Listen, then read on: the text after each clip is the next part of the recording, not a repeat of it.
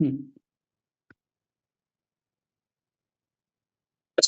श्री गणेशाय नमः।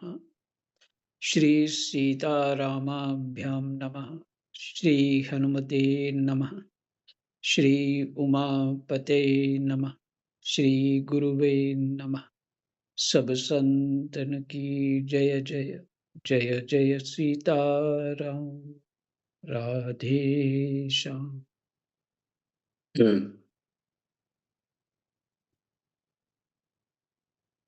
ये जो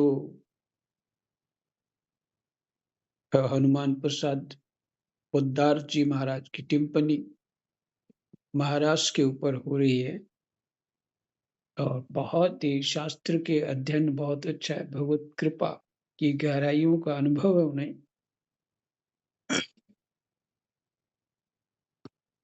और बहुत अच्छे ढंग से उसका समाधान किया है।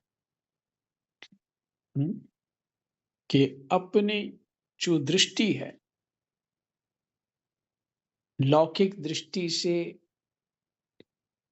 पारलौकिक दृष्टि से भी परे की जो बात है, उससे भी परे की बात है,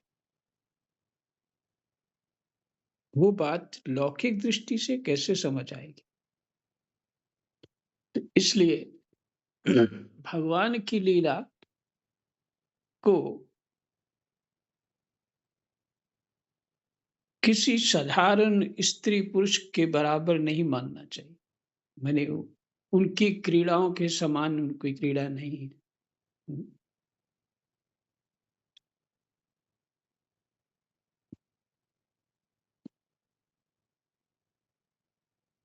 पाठ शुरू करते हैं।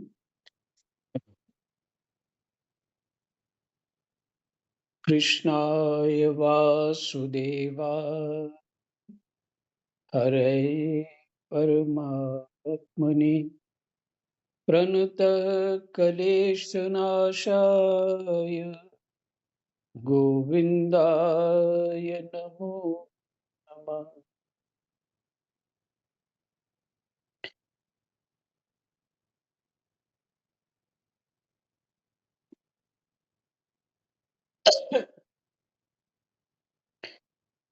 साधना के दो दो भेद हैं, ये कहा। जिसके आगे का पाठ है 787 पेज पर, अंतिम दो लाइनें हैं, वो पढ़ रहा हूं। साधना के दो भेद हैं, एक मर्यादा पूर्ण वैध साधना, मर्यादा पूर्ण वैध साधना, और मर्यादा रहित अवैध प्रेम साधना। मर्यादा रहित अवैध अवैध प्रेम साधना, दोनों के ही अपने अपने स्वतंत्र नियम हैं।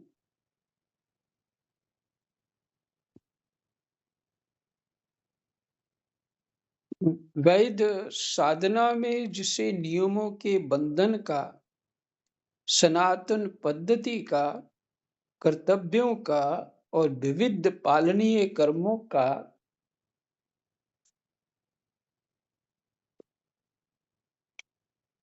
त्याग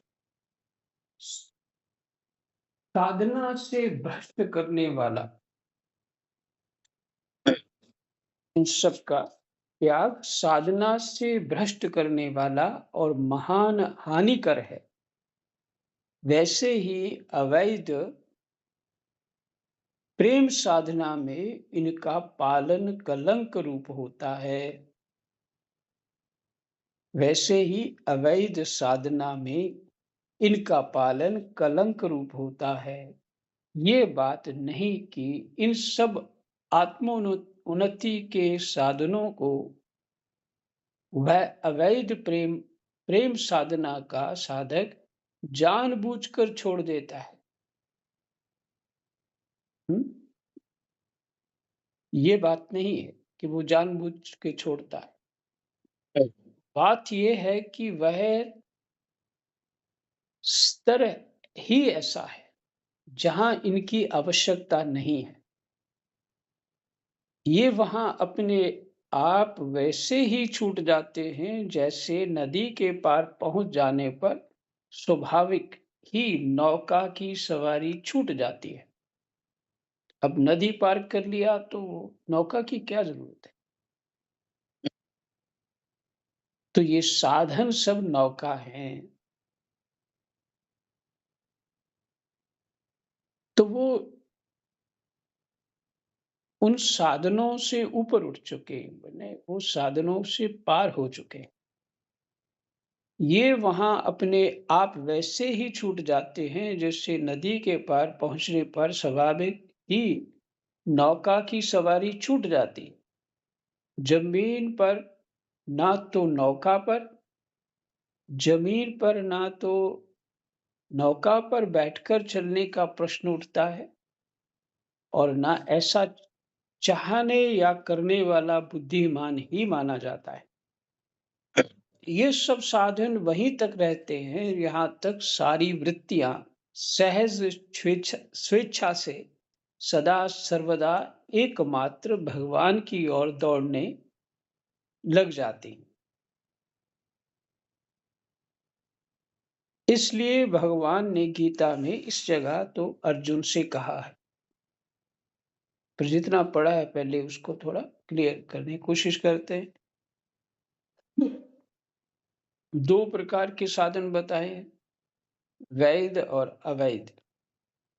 वैध वो है जो वेद शास्त्रों के अनुसार करने चाहिए, और उनका भी फल क्या है?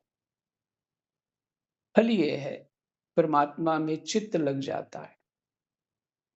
और जब परमात्मा में दृढ़ता से चित्त ही लग गया तो अब आप साधन कैसे कर पाओगे? नहीं, संभव नहीं। इसलिए उन्होंने दृष्टांत दिया कि नौका पे बैठने के बाद पार हो गए तो नौका को पकड़े रखोगे क्या? तो एक पीछे उन्होंने समझाया हमको कि गुणातीत से भी परे जो तत्व है, और वही तत्व स्वरूप गोपियां हो चुके हैं। अब वहां ये लौकिक मर्यादा कुछ भी नहीं, क्योंकि वैसा शरीर ही नहीं है। वो तो चिन्मय शरीर शरीर तो गोपियों का है और भगवान का भी चिन्मय है। हम्म? तो वहां ये नियम तो लागू नहीं है, पहली बात ये है। दूसरा, वैध अवैध दोनों साधनों के बारे में कहा। तो जो त्रिगुणातीत हो चुके हैं उनके लिए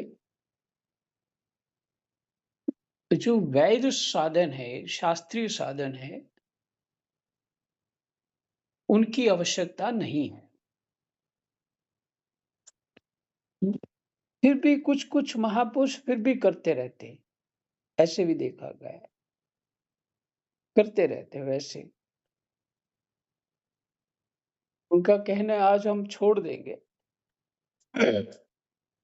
चाहे वो स्थिति में नहीं पहुंचे हैं, पर वो कहते हैं हमें पता है कि क्या करना चाहिए क्या नहीं करना चाहिए।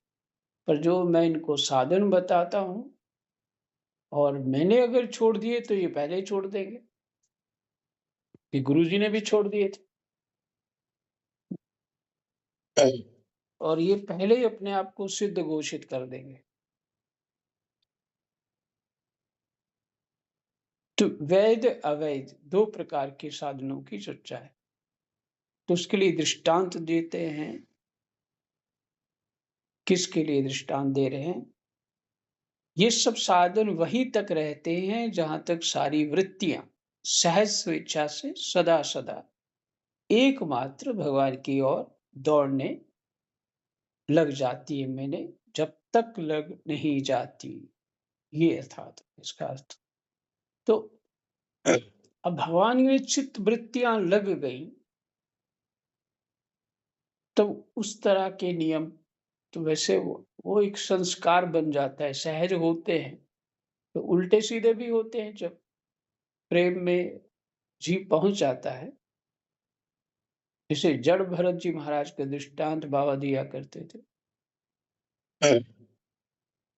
जड़ भरत जो परमात्मा में ही खोए रहते थे, वो कभी कभी पूजा करते, कभी एक बार कर लेते, कभी 2-3 बार कर लेते दिन में। वो भूल जाते पूजा नहीं करी है, फिर शुरू कर देते, और कभी कभी करते ही नहीं कि हो गई है पूजा। तो ऐसी स्थिति वालों के लिए साधन की तो क्या आवश्यकता है, चित्त तो लग ही गया है। अब उनका साधन ही उनको वहां से हटा रहा है, एक प्रकार से बाधा दे रहा है।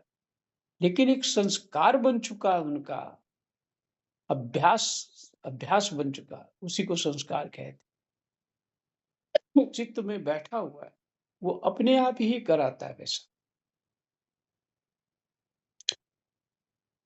तो ये श्लोक का अर्थ पढ़ते हैं, श्लोक के छोड़ते हैं, अर्थ सीधे आ जाते हैं। अर्जुन, ये तीसरे अध्याय का 22वां और 25वां श्लोक है। जो ऊपर बात कही है उसको पुष्ट करने के लिए ही होगा ये श्लोक। अर्जुन, यद्यपि तीनों लोकों में मुझे कुछ भी करना नहीं है और ना मुझे किसी वस्तु को प्राप्त ही करना है, जो मुझे ना प्राप्त है तो भी मैं कर्म करता ही हूं। यदि मैं सावधान होकर कर्म ना करूं तो अर्जुन, मेरी देखा देखी लोग कर्मों को छोड़ बैठे हैं, और यूं मेरे कर्म ना करने से ये सारे लोग भ्रष्ट हो जाएं। मैंने कर्मों से, अपने कर्तव्यों से भ्रष्ट हो जाएंगे, अर्थात नहीं करेंगे। तथा मैं इन्हें वर्ण संकर बनाने वाला और सारी प्रजा का नाश करने वाला बनूं, मैं नहीं बनना चाहता। ये भाव। तो वर्ण संकर क्या? जिसको जो कर्तव्य करना है वो करना चाहिए अपने वर्ण के अनुसार, और वर्ण में, जिस वर्ण में है उस वर्ण के अनुसार कर्तव्य नहीं करता तो दूसरे कर्म करता है, तो वो संस्कार में अपना वर्ण संकरता प्राप्त कर रहा है।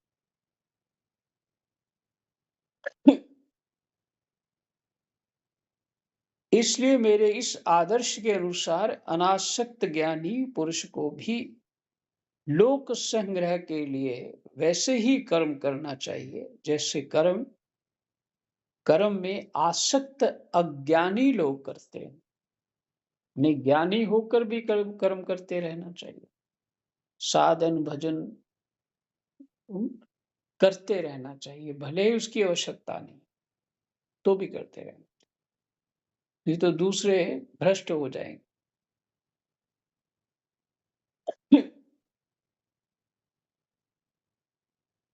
फिर आगे 18वां का 66 श्लोक है। 66वां श्लोक, सर्वधर्मान परित्याजे मामेकम शरणम व्रज। सारे धर्मों का त्याग करके तू केवल एक मेरी शरण में आ जा। ये बात सबके लिए नहीं है।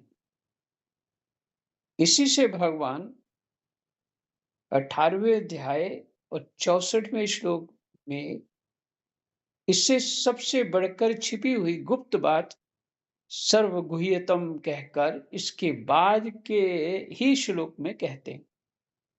क्या कहते हैं?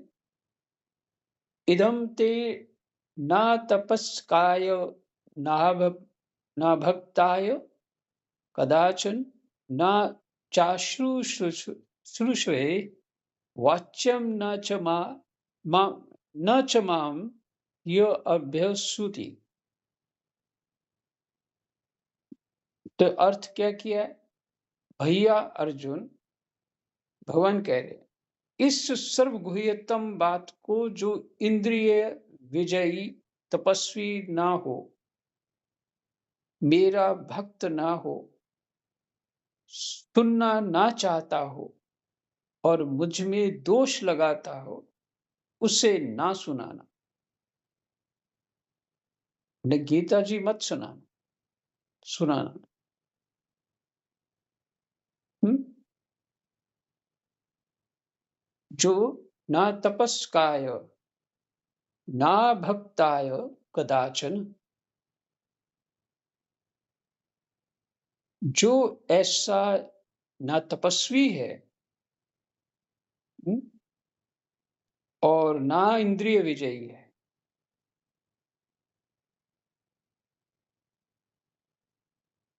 और जो मेरा भक्त भी नहीं है, ना भक्ताय, हुँ, सुनना ना चाहता हो, चाशुष्वे, ना चाशुष्वे, वाच्यं न च मां योऽभ्यसूयति। तो इसका ये अर्थ हुआ,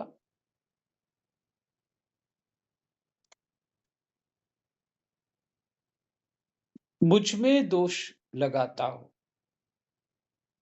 उसे ना कहना। अर्थात जो नास्तिक है, उसको तो बिल्कुल नहीं कहना।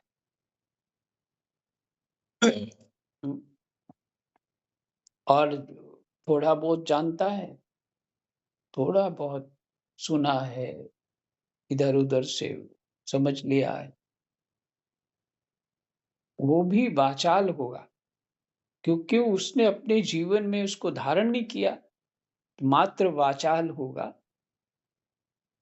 और अपने तर्कों के अभ्यास के बिना ही, माने उस साधन के किए बिना ही वो दूसरों को प्रभावित करना चाहता है।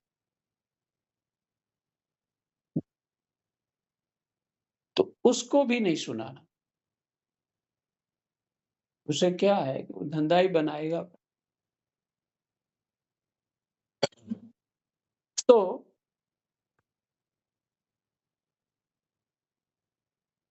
श्री गोपीजन साधना के इसी उच्च स्तर में परम आदर्श थीं।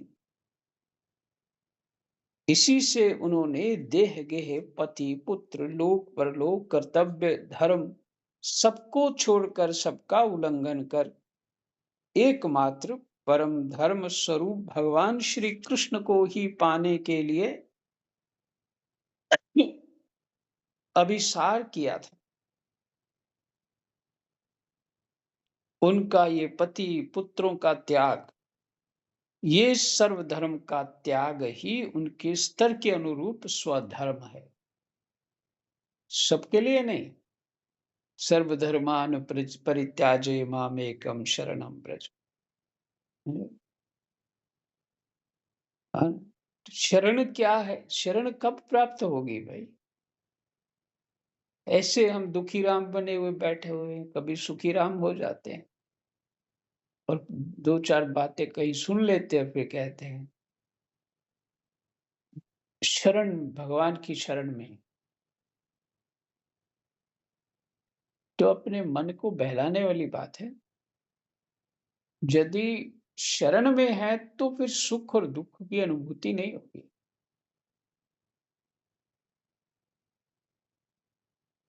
शरण में है, परमात्मा की शरण की अनुभूति होगी कि सुख और दुख की अनुभूति होगी?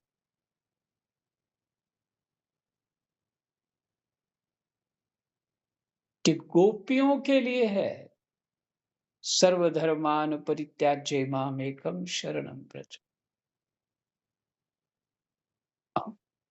एक वैद्य भक्ति पीछे बताया और अवैद्य भक्ति, जो इन सब साधनों से पार हो चुका है, हम्म, साधनों के द्वारा पार हो चुका है, उस पार पहुंच चुका है, उसके लिए इनका हनुमान प्रसाद पोद्दार महाराज जी का ये चित्त में कहीं ये भी चिंतन है जो सुना रहे।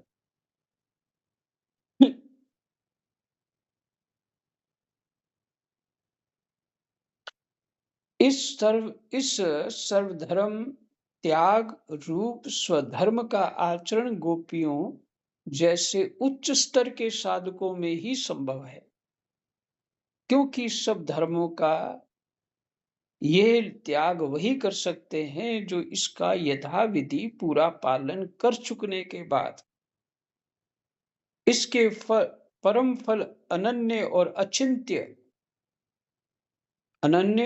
अचिंत्य देव दुर्लभ भगवत प्रेम को प्राप्त कर चुकते हैं।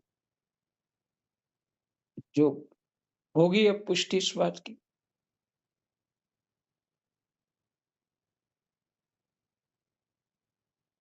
हम्म, वे भी जानबूझकर त्याग नहीं करते। सूर्य का प्रखर प्रकाश हो जाने पर तैल दीपक की भांति स्वतः ही ये धर्म उसे त्याग देते हैं।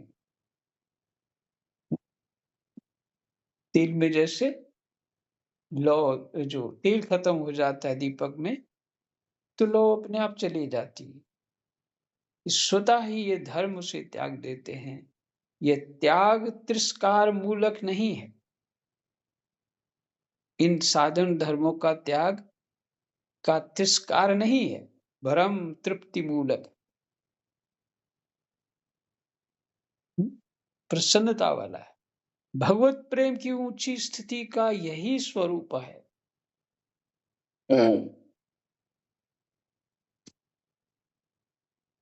उस विचार को जो ऊपर दिया वैध अवैध भक्ति के विषय में, उसकी पुष्टि कर रहे हैं। फिर श्लोक दिया है, वेदानपि संन्यस्यति केवल नानुरागम लभते। जो वेदों का वेद मूलक समस्त धर्म मर्यादाओं का भी भली भांति त्याग कर देता है,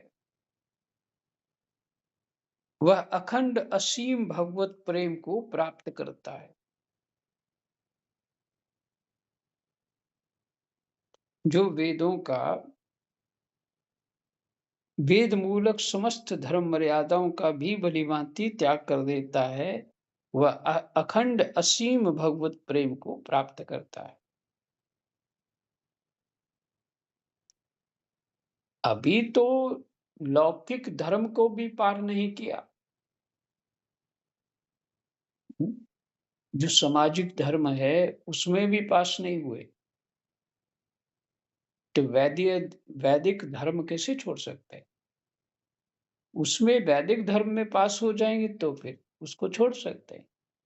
फिर अवैधीय जो आएगा, जहां प्रेम ही प्रेम है।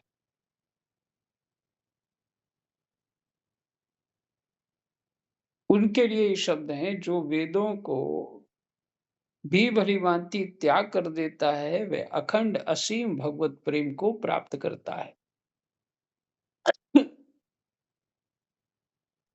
जिसको भगवान अपनी वंशी ध्वनि सुनाकर नाम ले ले कर बुलाएं, वह भला किसी दूसरे धर्म की ओर ताक कर कब और कैसे रुक सकता है?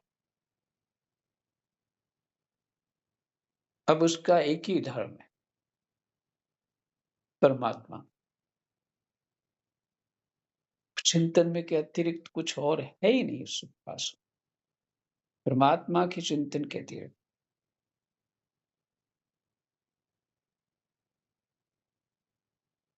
हम्म,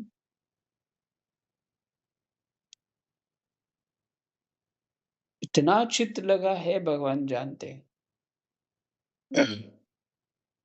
बड़े शॉर्ट में बाबा एक कथा सुनाते थे। देखिए महत्व, देखिए साधना के विषय का महत्व है। जो उसको पार कर लेता है, भगवान उसी को बंसी सुनाते हैं। दृष्टांत देते थे। पीपाजी महाराज एक राजा हुए राजस्थान की तरफ में। पीपाजी महाराज, उनको द्वारिका जाना था दर्शन करने के लिए, अथवा जगन्नाथपुरी कहीं जाना था, ये भूल गया कहाँ कौन सी जगह जाना। तो वो जो नियम करते थे, भगवान जी की सेवा करते हुए नियम करते थे। वो नियम करते-करते रोज़ ही अधूरे हो जाते। माने वो जा नहीं पाते, नियम पूरे नहीं हो पाते।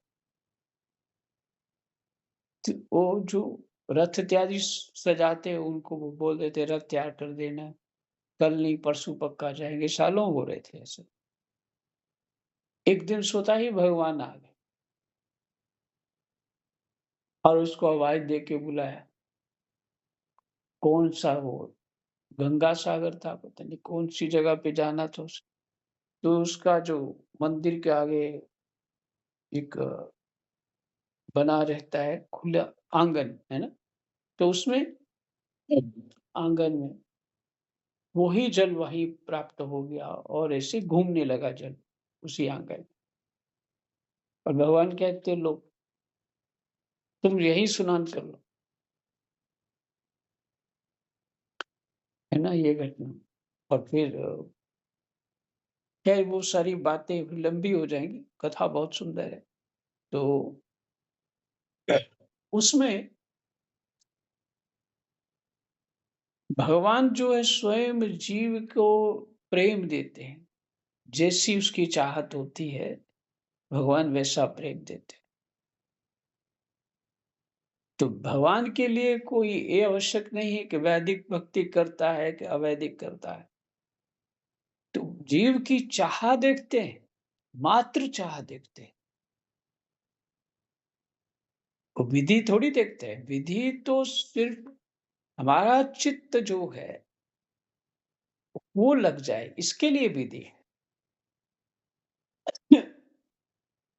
क्योंकि बहुत सारी कमियाँ साधन भजन करने वाले जानते हैं, जो साधन भजन करते हैं वही जानते हैं। भजन नष्ट हो जाता है, भजन करते हो पर नष्ट हो जाता है, पता भी नहीं लगता, अनुभूतियाँ नहीं हो रही, क्यों नहीं हो रही? उसके कारण है, गुरु ही सिखाते हैं, तुम्हारा भजन जो है, वो तुम्हारे पास नहीं है, वो नष्ट हो रहा है। तो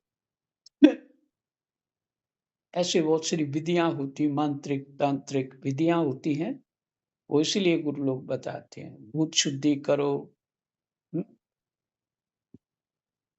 दिग्बंधन करो, ये इत्यादि अलग-अलग जैसे मंत्र होते हैं, उसी तरह की विधियाँ गुरु लोग देते हैं, ऐसे-ऐसे करना है। तो विधियाँ परमात्मा में चित्त लगाने के लिए है। अब चित्त लग ही गया तो अब कुछ बचा नहीं, लेकिन फिर भी संस्कार बन गया होता है, माने एक अभ्यास चित्त में दृढ़ हो गया होता है, उसी अभ्यास से वो प्राप्ति हुई है उसको, तो वो उससे छूटता नहीं है, उस अभ्यास से ही उसको ममता हो जाती है।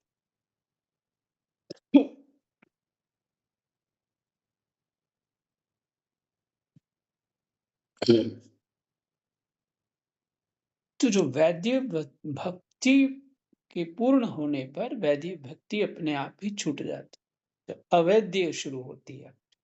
ये भाव है उनका। जिसको भगवान अपनी वंशी ध्वनि सुनाकर नाम ले लेकर बुलाएं, वह भला किसी दूसरे धर्म की ओर ताक कर कब और कैसे रुक सकता है।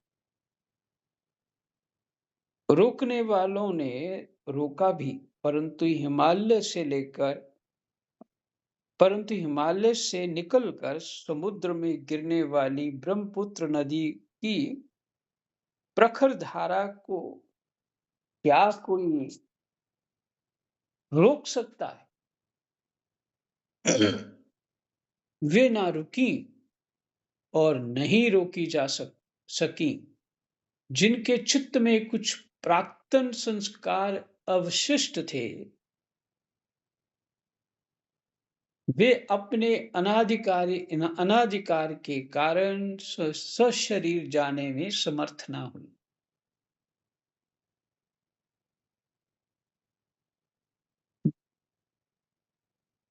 उनका शरीर घर में पड़ा रह गया।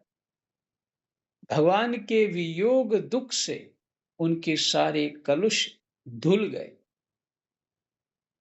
ध्यान में प्राप्त भगवान के प्रेमालिंगन से उनके समस्त सौभाग्य का परम फल प्राप्त हो गया और वे भगवान के पास सशरीर जाने वाली गोपियों के पहुंचने से पहले ही भगवान के पास पहुंच गई।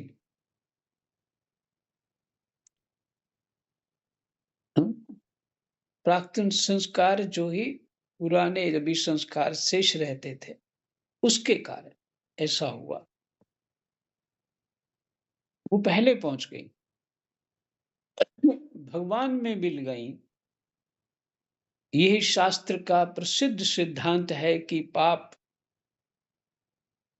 पाप पुण्य के कारण ही बंधन होता है और शुभाशुभ भोग होता है। शुभाशुभ शुभाशुभ मैंने अच्छा और बुरा, अशुभ। शुभाशुभ कर्मों के भोग से जब पाप पुण्य दोनों नष्ट हो जाते हैं, तब जीव की मुक्ति हो जाती है। यद्यपि गोपियां पाप पुण्य से रहित श्री भगवान की प्रेम प्रतिमा स्वरूपा थीं, तथापि लीला के लिए यह दिखाया गया है कि अपने प्रियतम श्री कृष्ण के पास ना जा सकने से, उनके विरहानल से उनको इतना महान संताप हुआ कि उससे उससे उनके संपूर्ण अशुभ का भोग हो गया।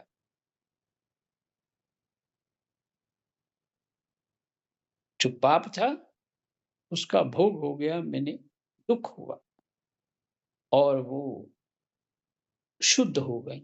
दुख के बाद क्या होता है? जीव जो है उसका पाप कट जाता है, शुद्ध हो जाता है।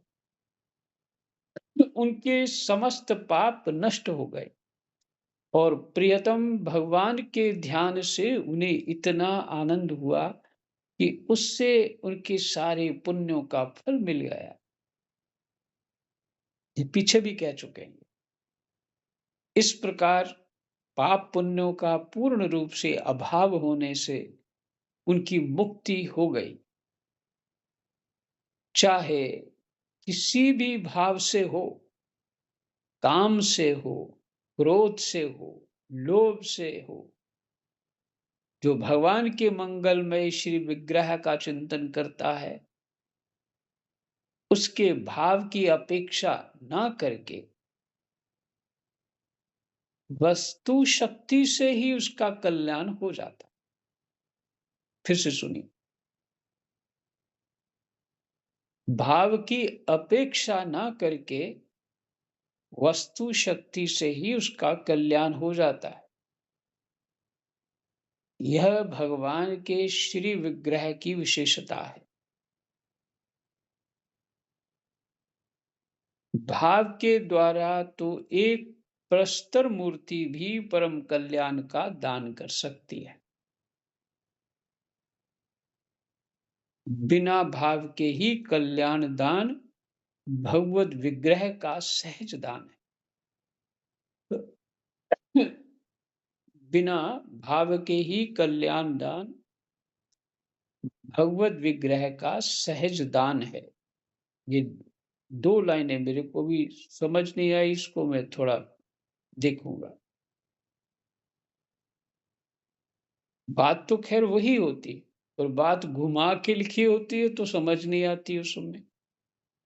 कि शब्द ही इतना वो जो दूर पहले पढ़ा ना हो, चित्त में ना हो, भले पढ़ा हो भी चित्त में ना हो, तो उसका अर्थ ही नहीं लगता। तो सार बात यही है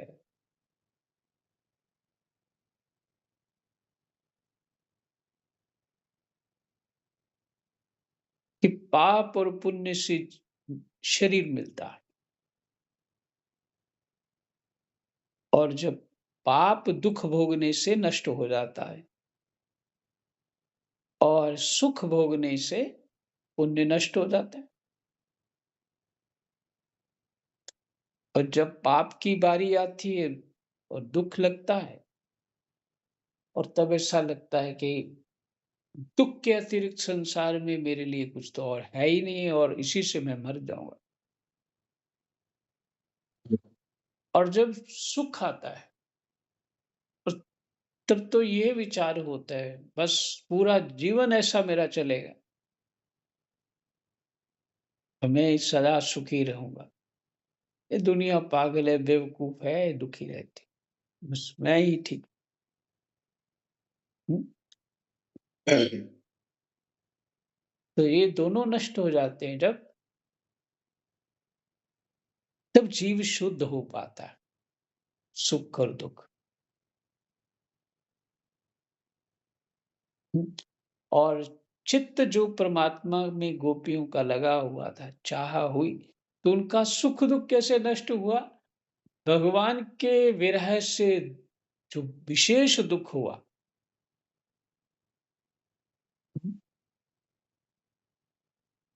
और फिर जब वो अचित्त हो गई, तो भगवान भाव में आ गए और फिर इस प्रत्यक्ष हो गए। उसके बाद भगवान का आलिंगन किया और विशेष सुख हो गया। दोनों संस्कार प्राप्त हो गए, पाप और पुण्य के, और अब शेष कुछ बचा नहीं, और परमात्मा ले गए। परमात्मा अपने साथ ही ले गए और शरीर यहीं पड़ा रहा। सार बात इनका ये है। और जो अभी तक पढ़ा कि सर्वधर्मान परित्याज्य, साधारण लोगों के लिए नहीं, और शरणागति साधारण लोगों के लिए नहीं। जीव परमात्मा की शरण रहे, कहना भी चाहिए, बोलना भी चाहिए, रहना भी चाहिए। लेकिन बस ऐसे शर्त तो परमात्मा के साधन में कोई नहीं। पर जो जहाँ तक बुद्धि चलती है वो ये है कि जब शरण में हैं ही, तो फिर चिंता क्या है? यहाँ गलती हो जाती है। तो शरण में है आपकी, मामला खत्म है। जो है सब कुछ आप जो अच्छा लगता है आपको, वही ठीक है।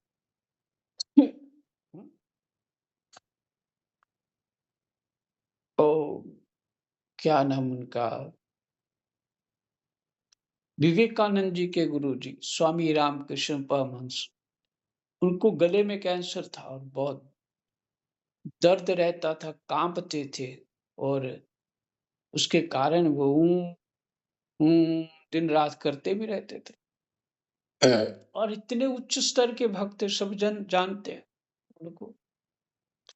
एक दिन विवेकानंद जी कहते हैं, गुरुदेव आप माँ काली से प्रार्थना क्यों नहीं करते? क्योंकि वो माँ काली के भक्त थे, स्वामी रामकृष्ण परमहंस। तो उन्होंने कहा, क्या माँ नहीं जानती? तो प्रश्न ही खत्म हो गया। तो जब शरण में हैं ही, तो अब वो सब जानता है, वो परमात्मा सब जानता है, और जो स्थिति मेरे लिए है, जैसी सुख-दुःख का भोग है, वही ठीक है मेरे लिए। हुँ? ये है शरण। अब बुद्धि क्यों चलेगी? कि मुझे ये चाहिए, मुझे वो चाहिए, यही गड़बड़ हो गई।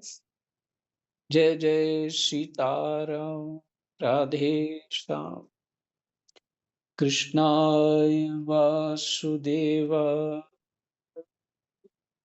हरये परमात्मने, प्रणतः क्लेशनाशाय गोविन्दाय नमो